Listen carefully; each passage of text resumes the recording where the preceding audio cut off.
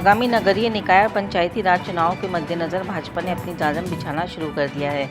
आज अजमेर के BJP office में संभाग के चुनाव संचालन समिति की बैठक आयोजित हुई। बैठक में भाजपा के पूर्व अध्यक्ष अशोक परनामी और प्रदेश उपाध्यक्ष ज्योति मिर्धा ने शिरकत करी। मीडिया से रूबरू होते हुए ज्योति मिर्धा ने नागौर सांसद हनुमान बेनीवाल पर गिट टाइप राजनीति करने का आरोप लगाया और आगामी चुनाव में नागौर में अधिकांश वोट बीजेपी के बनने के दावा किया।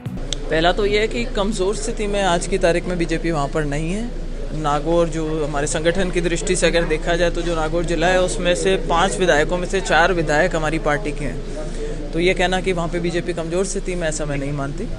रही बात यहाँ पे जो नगर निकाय के और पंचायती राज के चुनाव होंगे, मुझे पूरा विश्वास है कि बीजेपी के सभी लोग मिल कर के और एक अच्छा रिकॉर्ड स्थापित करने की कोशिश करेंगे कि शहरों में भी और गाँवों में भी ज़्यादा से ज़्यादा सरकार की सहभागिता लोगों के जो है उसमें हमारे बोर्ड बन करके आए।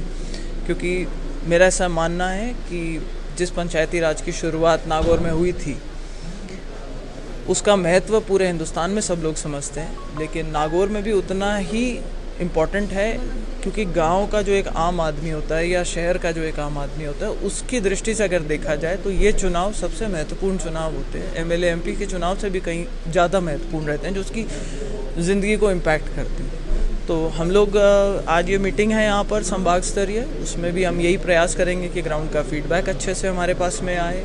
हम क्या चीज़ किस तरीके से रणनीति बना सकते हैं, किस तरीके से हम ऑपोजिशन को पीछे छोड़ सकते हैं, यही हमारा आज प्रयास रहेगा। सरकार का कामकाज किस तरह से लेते हैं? हनुमान बेनीवाल लगातार टारगेट करते हैं कि नागौर हो या फिर राजस्थान हो, वहाँ पर सरकार ना चीज़ नहीं है, मुख्यमंत्री ऐसे ही बने रहने चाहिए जैसे चाहिए। ये क्या सही?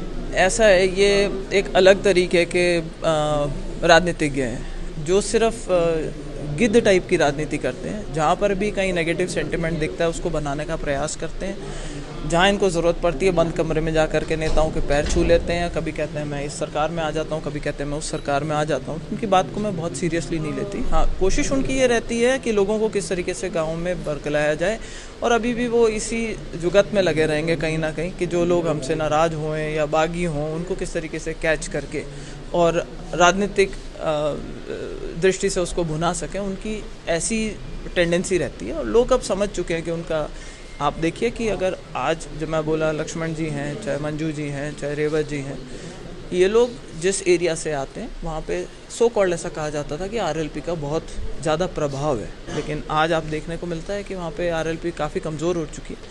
और कांग्रेस की बात करें तो राजस्थान में बीजेपी का जो मुख्य विरोधी दल है वो आज भी कांग्रेस है, लेकिन नागौर में देखें तो उसकी स्थिति भी काफ़ी ख़राब है। तो उस दृष्टि से मुझे लगता है इसका पूरा फायदा बीजेपी को मिलेगा और नागौर में बहुत अच्छी परफॉर्मेंस रहेगी। गाड़ी को पेट्रोल चाहिए और सर्विस पर चाहिए सेविंग्स, तो आइए श्रीनगर रोड के रिलायंस पेट्रोल पंप अजमेर पर, और जैसे ही आप करवाते हैं टैंक फुल, अजमेर ऑटो और अजमेर होंडा देते हैं आपकी पेड सर्विस के लेबर चार्जेस पर 15% special discount. Offer valid for limited time.